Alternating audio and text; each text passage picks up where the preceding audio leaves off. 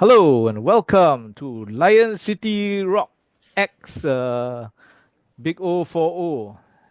Yes, this is the Mm. special episodes we're doing for Big O's gig that's coming up on April the 12th and 13th, which starts from 12 p.m., that's 12 noon, all the way until the evening.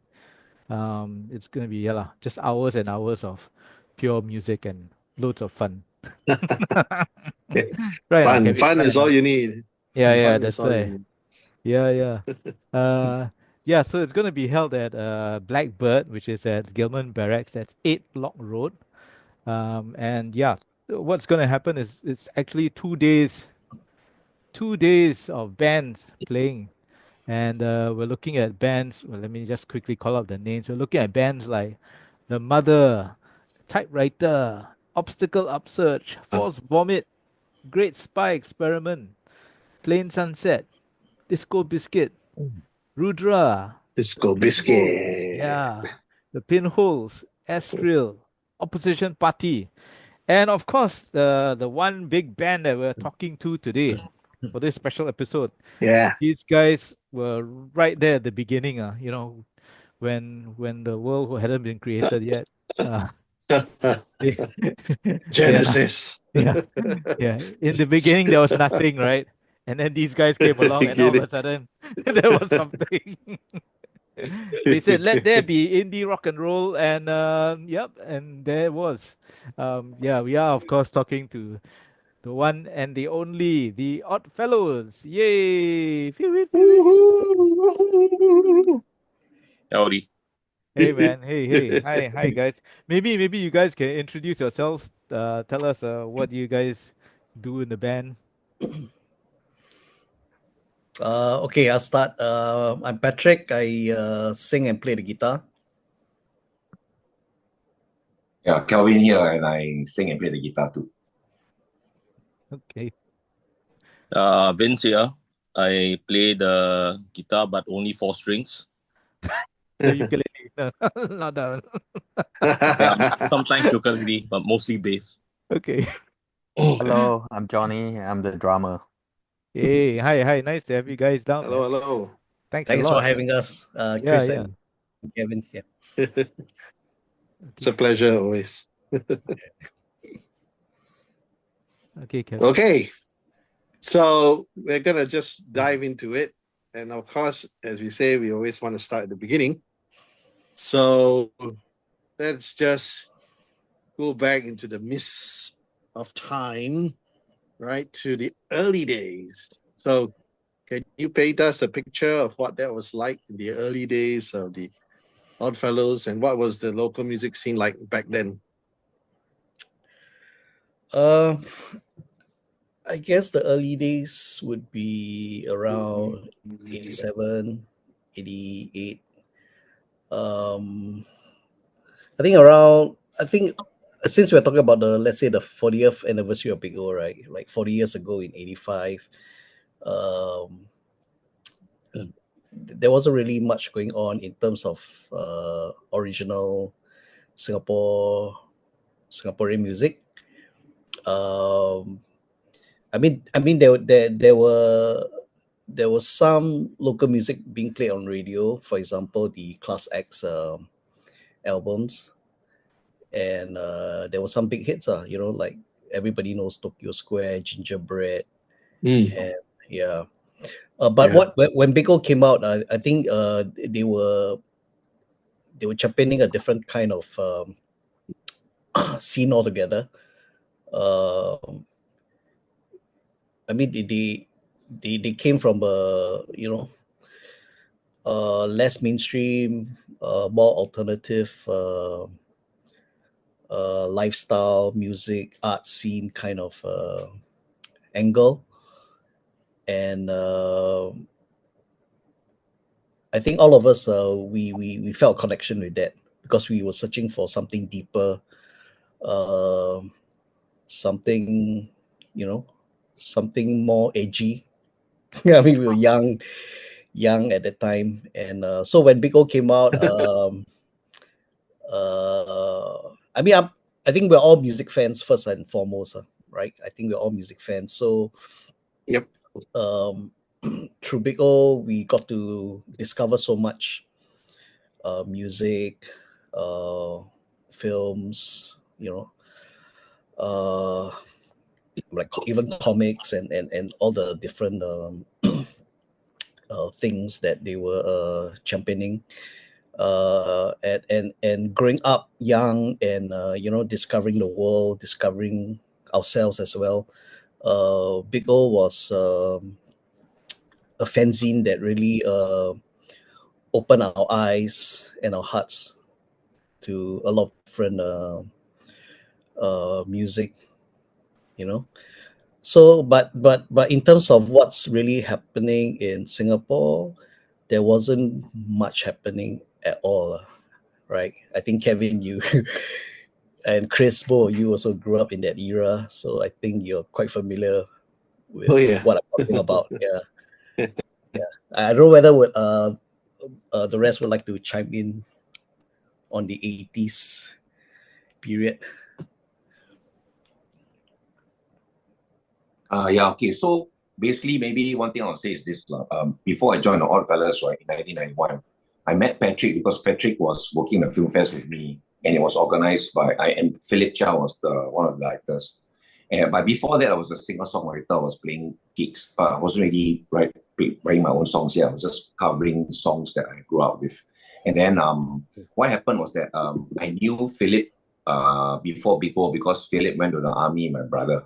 And one day I met Philip and then he introduced me to music. And then one of my schoolmates from school helped form Bigo with the Chia brothers, Richard Lim. And then from there, Bigo was established, as a photostated kind of magazine thing before it went gloss.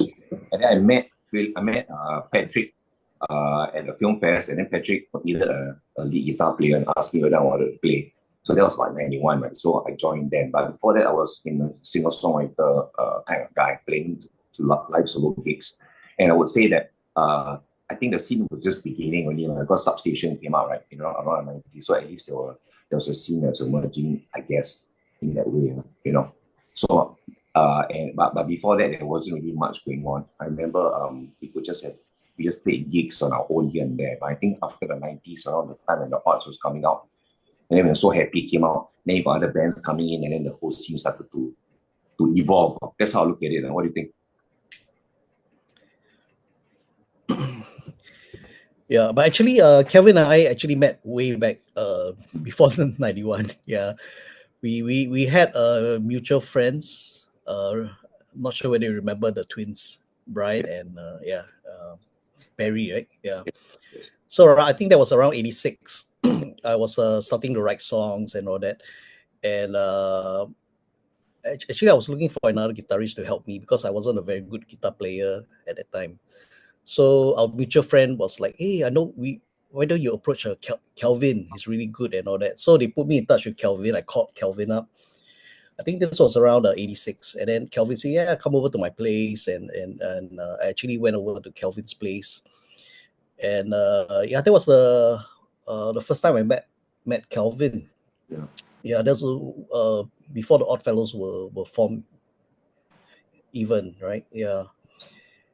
And then how I got to know Vincent was through the Big O organized gig, No Surrender gig at Anywhere Lounge. So the No Names were played at the gig. And wow, they really blew me away. For me, they were my favorite act of that night. They were just amazing for me. And then I got to hang out, got to know the guys in No Names, got to hang out with them, and yeah, and that's how I got to know Vincent. So when I needed a bass player, I just asked Vincent, "Hey Vincent, would you like to join the Oddfellows?" And thankfully, Vincent joined the band just after the recording of Teenage Hate.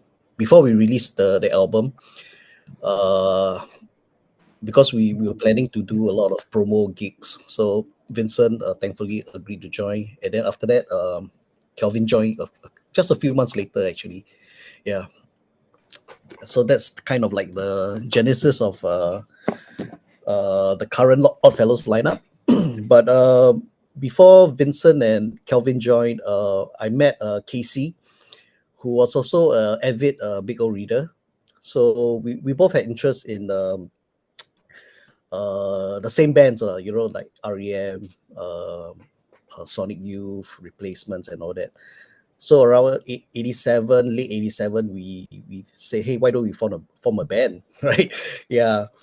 So before that, I actually had a very short-lived band, BB Sham and the Border Brigade. And at that time, we at that time got to know Philip Chia, the Chia brothers, and then they told me that in '88 they're gonna organize a concert called Alternative Pop at Botanic Gardens as part of a Fringe Festival of the Arts Festival. So at that time they asked me whether we would like to play the gig, and I told them, actually I got a new band right now, and we're called the Oddfellows, right? Yeah. And then they said, okay, we'll put it on. So I was like, okay, thanks. Yeah. So at that time, I was still looking for bass player, but I accepted the gig, before I even got a bass player. It was one of those things where, opportunity rises and you just have to grab it. Yeah. Yeah. So so luckily at that time I got to know Steven, and Steven was like, do you need a guitar player? I can play guitar. And they said, no, I need a bass player. So why don't you try playing bass? So he was like, okay. And then that's how he ended up playing with the Oddfellows for about a couple of years before he got married. And then he said, hey, I really can't commit to this. So when we recorded our Teenage Hit, I had to play bass. And then before Vincent came in. Yeah, so that's basically the genesis of the Oddfellows. Wow. Yeah. Vince, do you want to chime in because you've been around for some time also? Yeah, I think I'm suffering early amnesia. Was No Surrender gig in 87? Yeah, 87. 87. Yeah. Man, time flies when you're having fun, man. Yeah. Yeah, I guess in the 80s, the existence of Bigo, a lot of us, like, we weren't really into the top 40 scene. And somehow this, I would call it a godsend that Bigo came around and it filled a niche to a lot of people. We were all so lost. We don't know where to head to, and we didn't know what was really truly trending other than listening to John Peel or even Ready Fusion. And then next thing you know, there was actually a small movement on photocopied paper that was going around. And that's how I think it brought everybody together. And thankfully, that comradeship that had happened in the 80s is lasted till now, 40 years later. And I think this festival of music for the 2 days is really a celebration of the miracle that happened then, that made everybody until today still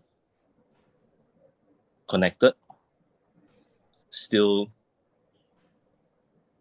feeling that self-taught musicians can have a voice, although not a very loud voice, but it's still a voice. And it allowed us to grow. And thankfully, of all the curbs that has been happening, that has happened in the history of Singapore, this has not been snubbed out lah. So we were allowed to express ourselves. I think that was something that I was very thankful for. So kudos for Bigo to start this whole thing rolling. Being very thankful that this thing actually happened, and we're now celebrating 40 years of it. So I'm still having fun. Yeah. Yeah. So let's try to kind of test you guys a little bit, try to jog the memory a bit more, right? So how important was Bigo in shaping Oddfellows' journey? And do you remember any specific like feature or mention in the magazine that's kind of stuck in your head to this day?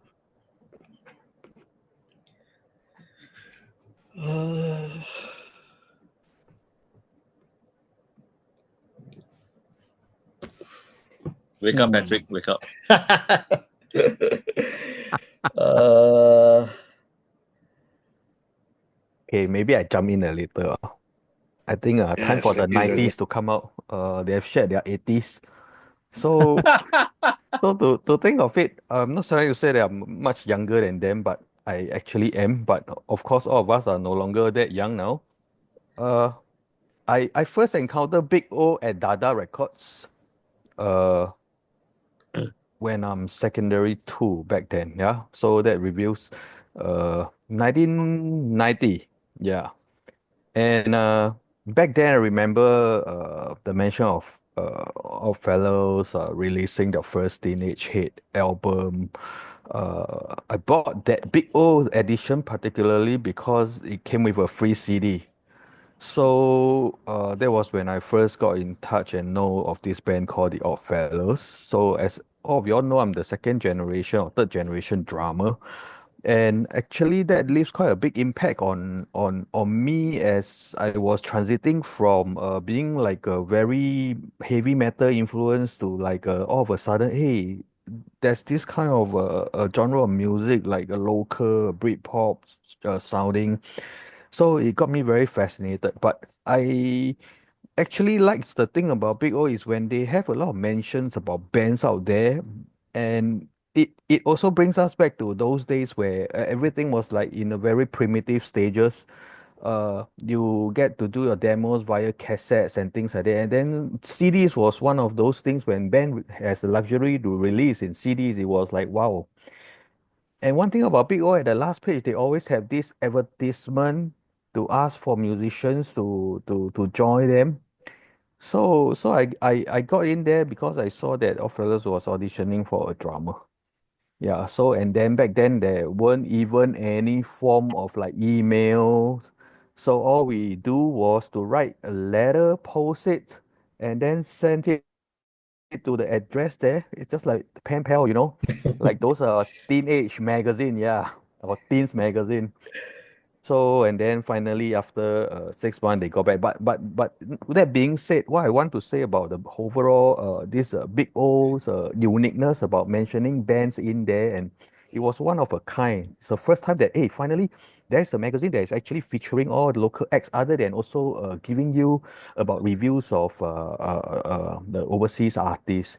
Yeah. So there's something like a real eye opener, and as being teens back then, I'm still a teen, and I actually tried and followed and almost got save up and buy every edition of it. Yeah, till like on the later stage. Yep, that's big O to me. Yeah, so we actually wrote in. I mean, we actually advertised for a drummer, and Johnny actually wrote a letter. I kind of misplaced the letter for 6 months, which is why I only got back to him so late. I was like, oh my goodness, I had this for 6 months ago. I better call this guy, and So yeah, Johnny was a godsend. Right? Yeah. So the first time we jammed with him, it was like, wow, okay, you're hired. No. So in fact, when I first bought the Big O magazine with Yeah. Oddfellows album, we were still joking among I would say, my community of jammers back then when we were formed in secondary school and saying, hey, this kind of music got featured, in Singapore. First time we're hearing like a three chords jangling songs, but back then everybody was like trying to shred on their guitars, and then we were like, hey, this is also quite catchy and the phrase, and then after that the next moment for a while everybody was like singing so happy. Yeah. And never would I expected myself to be then after they end up to be the drummer until now lah. So until today, right, when we bump into friends of those days that we'll play music, they when we record this whole episode, it was kind of like, yeah, it was a funny encounter lah. I think everything is kind of like quite fitted. Yeah. Mm. Okay, that's an interesting take on Big O's role. Thanks for that, Johnny. Okay, so we're gonna just focus a little bit on back then. I think one thing that Big O really stood for, right? It really pushed and stressed was the whole DIY independent spirit, right? So how did that DIY culture influence you as a band? I think so far all our recordings have been self-funded. Um, our first two albums, Teenage Hate and Carnival, were distributed by BMG. But the recording, we did it ourselves. We paid for it ourselves, basically. Our first release was a cassette called Mal, and that was totally handmade. We bought the blank tapes, we duplicated ourselves, photocopy the cover and all that, and so that's DIY lah, basically. Yeah, I mean the ethos, DIY ethos is still, I think, quite strong with us all these years. Whether it's merchandise or whatever, we get our friends' help, of course. Of course, not everything we do ourselves, but also with friends' help and all that. But basically, there's no corporate machine behind us, lah.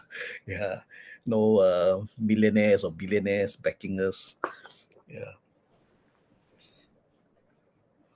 Yeah, I would always say that, for all of us who are truly indie, right, we had to wait for technology to catch up with our spirit, lah. Which Yeah, allowed us to do much more, right? Yeah, that's it true. does That's seem true. that way. Yeah. Yeah. Okay, so let's talk about some defining moments again, trying to jog those memory cells, right? So looking back, maybe you can share some moments that you feel define the Oddfellows, whether it's live gigs or that you feel are memorable to yourself.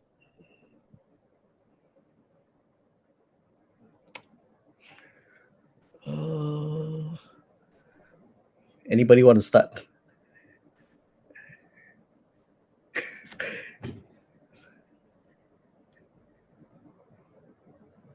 I mean, we've been around for 30 over years, and I think there's a lot of memories. It's very hard for me to, you know. Yes, I get the sense. I would like to recall and share one funny lah, not really defining, and that was back then when I was joining Oddfellows, we were also quite involved in trying to do another form of Chinese band stuff. And then I think with Oddfellows, there was a time when the media were already quite well covered under the English media, and then I remember there was an interview coverage by a Chinese paper. Yeah, so I think that was a real big frontal page about it, and the defining moment back then to me was as much as and how hard I tried to do Chinese music, I've never got my Chinese band feature on the paper. But then Oddfellows just got it naturally up there, and I don't know the reason why. There was another very funny moment when I got to learn all the three of them their Chinese name. We also appeared on the Yeah. Channel 8. Yes, that's the next one I want to share is the Lula La kind of matchmaking. It was so funny, and end of the day, Wow, right? wow, wow, wow. I think I remember we were playing She's So Innocent. Yeah. We played the whole song in the studio, but end up when they actually air it, right, they cut it to like only like 30, 45 seconds or 1 minute of it. And we were like, oh. And the two hosts, right, they are really iconic and legend who's no longer around now. But I mean, they are still living, but they are still very well remembered for their very fine hosting skills back then. Yeah, that two Chinese hosts. It's quite bizarre that they allow an English band playing English song Exactly. And all on this a and Chinese all this variety I will show. call it defining moments lah. They only happen to Oddfellows. I don't know why. One memorable thing I remember was the 1991 New Year's Eve countdown show. Right. It was a live show. It was a live. But our musical segment was pre-recorded. So we had to go into the at that time it was called SBC, is it? Yeah. SBC studio, right? So they already did a medley. It was like the year's biggest hits, right? And then when we went in there, we were quite horrified because So Happy was part of the medley. And they already programmed everything. The drums, it's a drum beat, drum loop, whatever. Everything was played already. And then we just had to go in and I just lay down the vocals. So it was quite horrifying. So he said, hey, can we add some guitar at least, you know? So it was quite crazy, right? Yeah. So recorded my vocals, we added a bit of guitars, and then we just had to mime our segment. But the show was actually live in the studio itself, the New Year's Eve. Yeah. Our show, yeah. I think it was hosted by Ghani and Wendy Ko, remember? And then it featured Farid Ali, the great the late Farid Ali. And then it had the one of the Ferdinands, Joe Ferdinand. Remember?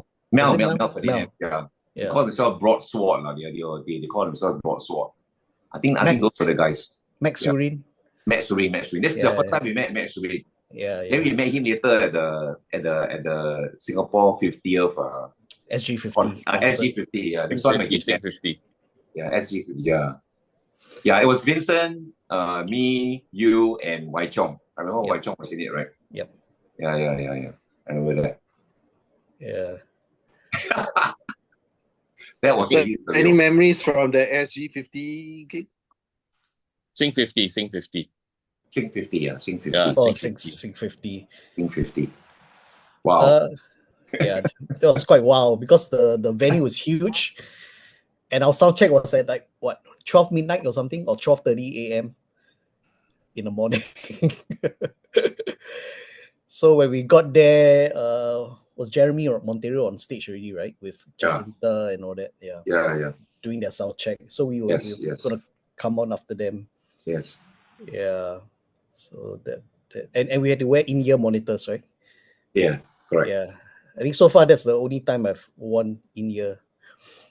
And I'm still the old school floor monitors. Yeah. Kind of. We're the old school floor monitors kind of band. So very uncomfortable. Yeah. But no choice, the stage was too huge. Yeah. So that was quite an experience because it was like massive crowd and venue. For me, it was meeting all the other Singapore musicians because I never met them before. Besides Max, we met so many of them, right? And then that's where I actually first met Fahmi or Pinholes and met the Pinholes people. And then I remember the other thing that was very surreal was the ride. You had to take a buggy from the dressing room all the way to the stage.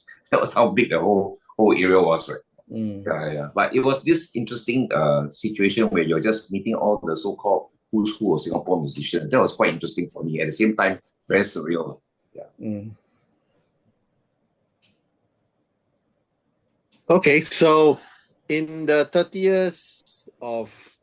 odd years of our local indie scene, any thoughts about how it has evolved to today?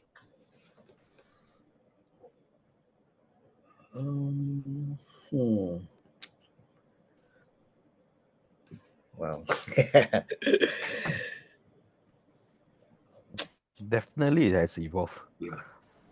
In which aspect of it? Be it the overall, the big picture, or just the involvement within the band.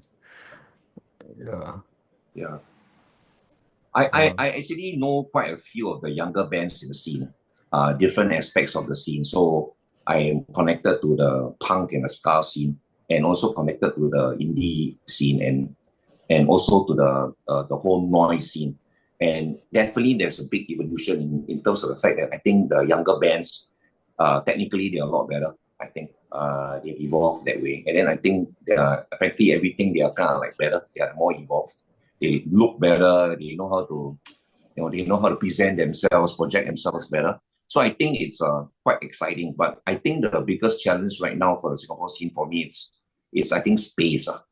I think they lack a lot of different spaces to play, and also rental for those spaces are so expensive. So I think that's a real major challenge. But what I find very moving is that in spite of that, right, they're so dying to play and record their music and play gigs, right, that they are willing to just fork out money and just go to places and have gigs. So as a result, every week you get so many gigs. No? I don't know if you check out Instagram, there's so many kinds of gigs, whether it's metal, dark metal, or whatever, extreme metal, or there's noise, or there's ska, and there's rock and roll, or that kind of stuff. So I always feel that all these, to me, can be a lot more supported, can be a lot made more out there. So I don't know how that can be done, but I'm actually quite excited by what I'm seeing right now, because yeah, some of them are actually my friends, and it's quite exciting to see what they're doing now. And also, I think this is also connected to me to what's happening in music today, because I don't know whether you guys will agree, but back then when we were playing music, they were quite strict genres, rock music or whatever. I feel that nowadays in music, a lot of the genres have been split already. Like if you look at all the new albums, right, the new pop stars and all that. I mean, one track can be pop, one track can be country, one track can be rap. I feel that the genres are splitting. And so as a result, I think that's also evolved in our scene now. You got all these bands and they're playing all kinds of different kinds of music. It's like the genres have split. So I find that rather exciting. And I see a lot of the bands in Singapore doing that too. And frankly, some of them are actually, getting gigs overseas, for example. We never had that opportunity, like Forest playing in North America, of course, Wormrock, but the other bands too, like Blush, Sobs, getting gigs overseas. So I think that's pretty exciting. I think the more they play overseas, the better they become, and I think they'll further evolve as a scene. So I think it's quite exciting to see what will happen in the music scene for maybe the next 5 to 10 years. Yeah. Thanks for that, Calvin. I mean, I think that is a very critical evolution, this idea of bands playing overseas. Yeah. Right? I mean, compared to, let's say, what we had in the 90s, right? That is a critical move forward, right? So, I mean, you already named some of the bands, but are there any kind of, the rest of you, have you kind of seen any of the younger bands you think kind of exemplifies the early indie spirit that we had in the 90s? Actually, you guys interviewed Isaac, right, of Cactus. So for me, I think that's a good example of what he's doing. And then you got all your dog swaying people and all that, right? All those people, they are going that way. So I feel that they actually, because Isaac is such a big fan of music of our bands. He's a real big fan of the Oddfellows, and in fact, he did an interview with us for Big Duck. It's not been out, but he's done it. So he's got people there who are fans of music. They know about what we do. So I feel that they are actually embellishing the spirit that we have, which is really very exciting for me. So I'm very close to him. So we are very good friends. So we see a lot of bands also like slowly coming out there. And for myself also, because I'm in touch with what's happening on, like, for example, Hot Sauce Potatoes, the bands there, Bowden and people like that. So what I do, I guess, by being friends with them, we are spreading the legacy also, spreading it down to them too. So I feel that that's what we can do. We get to know the younger bands and we just become friends and make connections, and hopefully that will pass down. But I see that spirit now, that hunger to, one of my good friends, Patiban Manoharan, he runs Shit Resist label, which does grindcore and all that. And he releases, say, JY's Microchip Era albums out. I think these guys are very important artists for me. They seem to shoot the spirit of the big O. So I feel that it's just that they don't see the continuum, because I think they were quite far removed from it because they are so many years younger. So to me, I guess what I do is just naturally pass it down and say that this is what happened. So they know, at least now they know of that whole legacy. And I guess that's how it perpetuates. So I guess that's what we can do, whether as musicians or as just friends who are trying to pass the legacy of the past to the present and to the future, hopefully. Yeah. So adding on to Kelvin's point, in terms of genre, in the past, I think we are much more defined and there's a clearer line drawn and in Yeah. terms of band playing and very easily we got categorized into what kind of music this band is playing and things like that. But nowadays, from our observations, younger bands, there's a lot of, I think it's the whole evolvement and the inclusivity kind of spirit. And in a composition of their songs or what the band's music is about, it's very hard to categorize them into a particular genre because they have included a lot of elements into the composition of the music.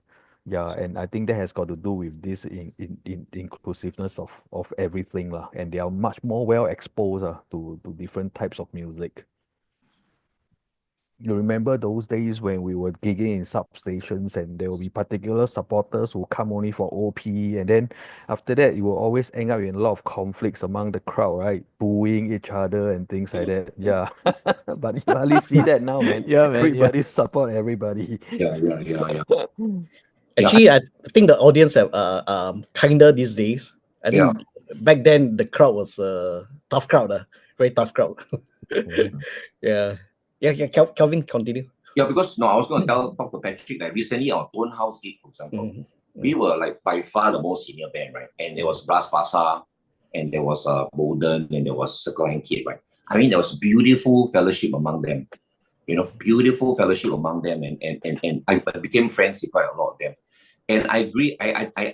Johnny's point is definitely very true because I remember back then we were doing gigs, I could feel the tension. I don't know whether Patrick and Vincent remember we did the Battle of the Bands, one of the guest artists in the Battle of the Bands. Remember the tension in there because all those bands were doing technically jazz fusion stuff, right? And suddenly you see us coming up doing the three chord stuff, you could feel the tension. But I feel that right now when I go to gigs, right, you don't get that anymore. Yeah. I feel that not only are they kinder, but I think it's also because they're more knowledgeable. Maybe it's because of YouTube, social media, and all that, right? They're more knowledgeable of all kinds of music. And so I think they can get it more than back then if you were just bred in, say, dark metal, We never really venture into folk or something. Or we're into singer-songwriter, we never really venture into say, metal or something like that. So I feel that, right now they are more embracing of everything. Like for example, JY was just telling Michael Chip Terror, right? He loves all this stuff, heavy and dark stuff, but he's also a big fan of, say, M2M, and he's a big fan of, say, Blackpink. So they really have the diverse taste, not like what we were. But it's also because of information, Yeah, this aspect is definitely matured in our music scene. Yes, definitely. Yeah. So this is actually good news. Also for us, right, when we play in gigs, right? And I feel Tone House for me was quite interesting gig because that shows that in a way what we do also can connect. But in turn, we also appreciate and we enjoy what the other bands are doing. So I think there's this beautiful interchangeability which I hope will develop through the years. Yeah. Okay. Thanks for that. Let's kind of bring it back to the gig itself. How do you feel about playing for this gig? Any thoughts about that? I think when Muhammad first messaged us, I think we straight away, I think everybody said yes, right? If I recall, I mean, we're not a band who go around looking for gigs, but when people ask us to play, usually we will say yes, lah. And the fact that we're playing with a lot of our peers, a lot of the bands that we used to play with in the 90s, some of our favorite bands as well. So it was a no-brainer to be involved with this. And the fact that it was for Big O, for their 40th anniversary, I think it was a no-brainer for us to be involved. Yeah. I like to bring up just now what Vincent said, and I agree with him totally. I think it's just such a blessing that, first of all, even back then in the 90s, that we were actually playing music. That's one thing. And we actually had bands during the time where, how it was back then politically. And I think it's pretty amazing now that that after 40 years we're having this gig, which also accounts for the fact that, that this is really a lot to be grateful for. So for me, symbolically, this gig is actually very important because it's putting down there the fact that this existed and that we are celebrating that. So for me, I've also learned in a way not to take all that for granted. Yeah, I like to pick up what Kevin was asking just now regarding significant points that happened in our life. I like to also say that as far as the band is concerned, for me, it was actually recording Carnival for me because it was the first time that all of us wrote songs and it was in the album. Like Vincent wrote Walter Says and Goodbye. So we came as a band, I wrote She's So Innocent, and we came together as a band, we wrote music. So I thought Carnival was a real defining moment in our band. We came together as a band, we played music together.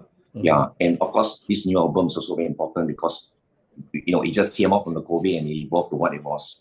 So to me, all that is coming in complete circle because we're playing that gig and we're playing these songs. So to me, this is especially memorable for me. Yeah. Okay, so this is personal for me personal interest question for me, set list, right? Because of the the momentous occasion itself. I know that of late watching you guys, you've been focusing very much on new album, and rightly so. But would there be any chance for some older material to slip into the set list for this gig? Yeah, definitely. We haven't finalized a set list, but it's a 45-minute set, so definitely there'll be really old stuff and newer stuff. Yeah, we'll a mix of really old and newer stuff. Yeah.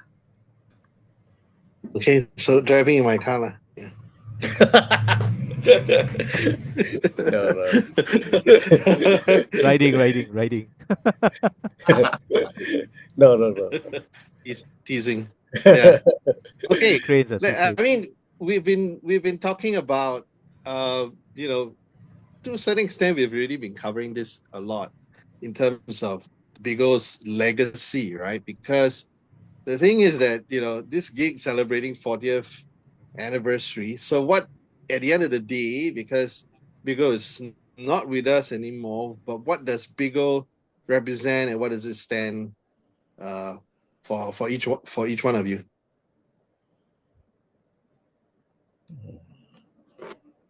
Kelvin, you want to go first?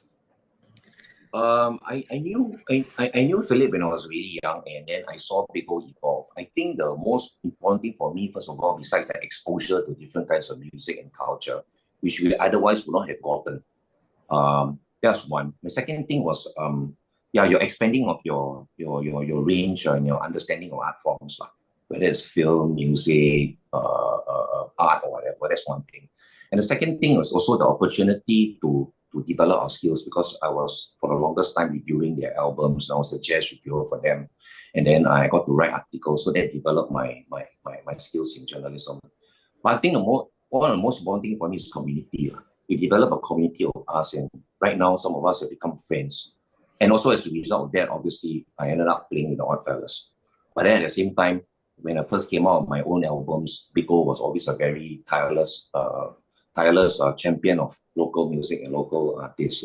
And they were probably the first, I think, first media publication ever to have really, really emphasized on local itself, nothing but local. And that's really, really quite incredible for what it is because that wasn't happening back then. So all of these things, but I think most importantly, it gave us, it encouraged us and it made us excited about the vision, as in, wow, we actually can do this. We actually can do this, and there was a way. And I think that is something that we carry with us forever.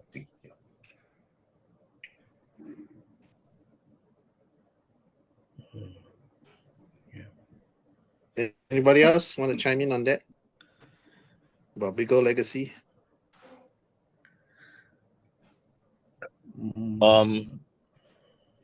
Celebrating 40 years is actually very surreal. I mean, I don't remember all the gigs that we played. But yet at the same time, I don't feel I mean, I'm approaching 60, and I can't even imagine that this thing happened for 40 years. Because I'm still feeling so young about the music.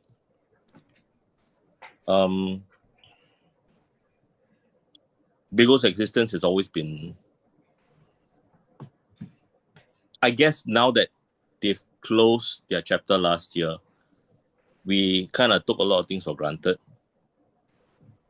And I just feel that we are very, very fortunate to be part of the count, to be able to celebrate this 40 years for the magazine that brought us up. That's how I truly feel. Some people will just say it's just a magazine. They, publications come and they go, but publications come and give you the approval to express yourself. They give you the opportunity to play what you want. Once in a lifetime, man. What can I say? Kudos to Big O.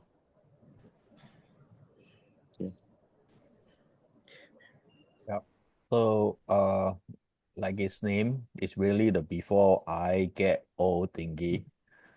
So it has definitely left a trail and in the history of Singapore music. Yeah. Yeah. To add on, well, not much I can add on, I guess, but yeah, Big O has been a big part of my life today. I made actually is true or was through Big O. Like I'm even besides the band, even Chris, Kevin. I think I met all of you through Big O. Somehow, right? Also, a lot of people, the writers as well. And Big O has done a lot for not just the Oddfellows, but for a lot of other bands. And for this, I think we are always forever grateful for what they helped to start. Yeah. You know, and maybe young people might not be aware of what they've done. So I think this is a chance, this is an opportunity to make known their legacy. You know, that it meant something at a particular point in time, and that it should not be forgotten. You know, I mean, somehow Singapore society, we tend to forget things very easily. You know, there's doesn't seem to have a continuation in whatever field, you know. Yeah. It's like after a few years, people forget what the other generation have done, and they Yeah. have to start, Mm. you know, reinventing the wheel or whatever, you know. Yeah. So I think this gig is important, and for us to remember that actually you know, Michael passed away last year and all that, and you know, it's a good time to remember Michael as well as all the contributors who have gone. And I feel it's important for us to play this gig, and I feel that this gig is important for us to remember their legacy and what they've done for us. And for that, we're very, very grateful. Yeah. Well, come to think of it, not trying to be cliche or cheesy about it, but I think Big O has really been quite life-changing for many of us who has Yeah. existed in that era. Yeah. So to be where we are today and to be continuing to be in this passion and things like that, I think Big O definitely play a great part in our growing up life. Yeah. Yeah.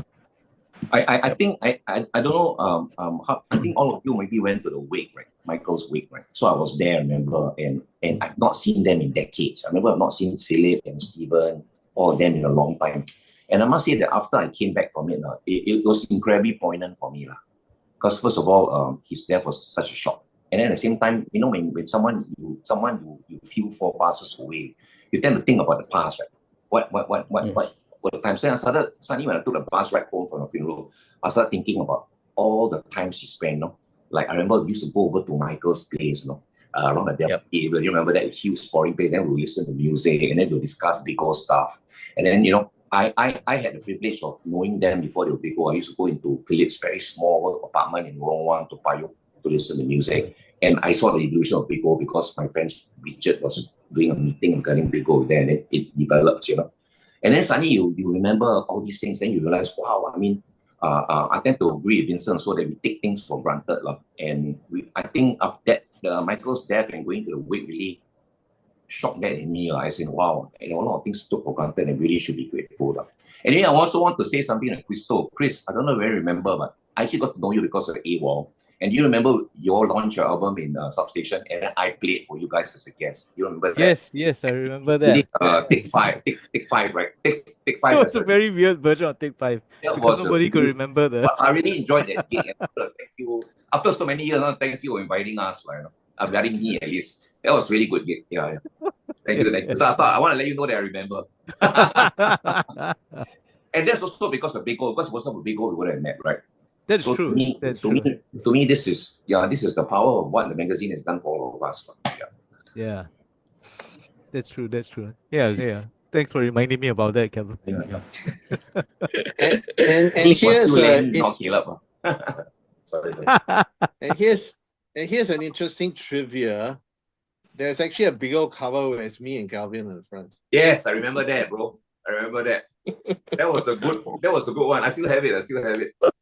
That was a nice photo. How strange is that? You were still a lawyer at the time, right? You were still working as a lawyer at the time, right? Probably. Yeah. That was a nice photo. Okay. Okay, so we've done our fair share of looking back. Let's look forward.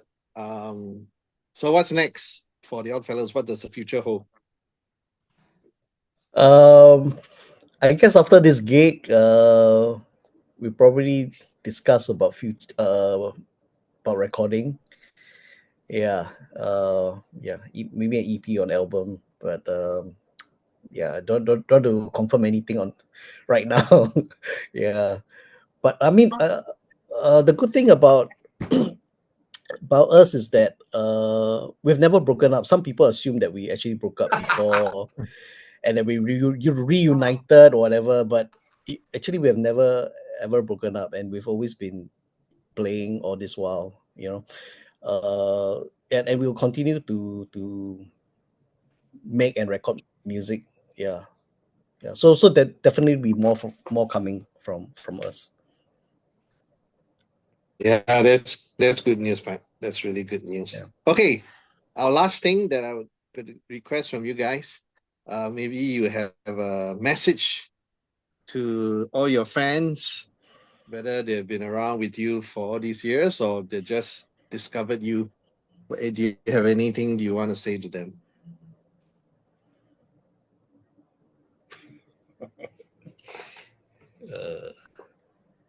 Buy our merch. Just kidding. I don't know. Thank you for your support, I guess.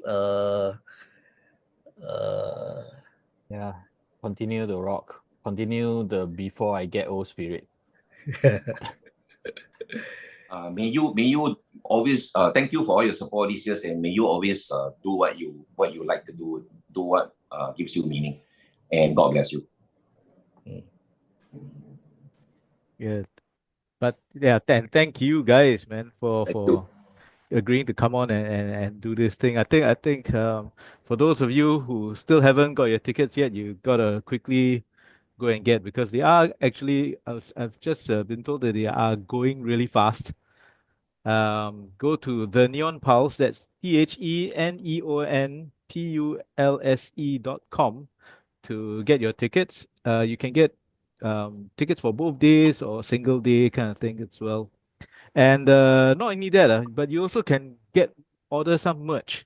So they have T-shirts for the event with the big O logo and stuff, as well as some bands are also having a T-shirt merch. Guys like Great Spy, Rudra, Obstacle Upsurge. So you can go and buy merch from the neonpulse.com as well. Once again, thanks to Oddfellows. You can catch them. Head down to Blackbird on the 12th and 13th of April. That's 12th and 13th, starting from 12 noon onwards until the evening. Um, there'll be I think Oddfellows will be playing on day 2, Yep. the second day. So make sure you go down and catch them and show your support and then buy the merch. And will you guys be bringing any of your vinyls and stuff like that as well? Yeah, TD Shade Records will be setting up a booth. Mm. So our vinyl and CD will be on sale there as well. Yeah, so you can go and catch out them and ask them to sign the CD, sign the T-shirt, sign anything lah. They'll be more than they'll be more happy to sign, right? Correct. Yeah, yeah. Yeah. So don't forget again, 12, 13 April at the Blackbird. That's 8 Lock Road at Gilman Barracks. And go to the neonpulse.com to get your tickets. I believe that's about it for now. Until the next time we see you, then don't forget to keep the Lion City rocking, and we'll catch you at the big old gig. That's 40 years of counterculture we're celebrating, man. So be there or be square. Is that what they call it? Don't be shy. Come and say hi, lah. Yeah.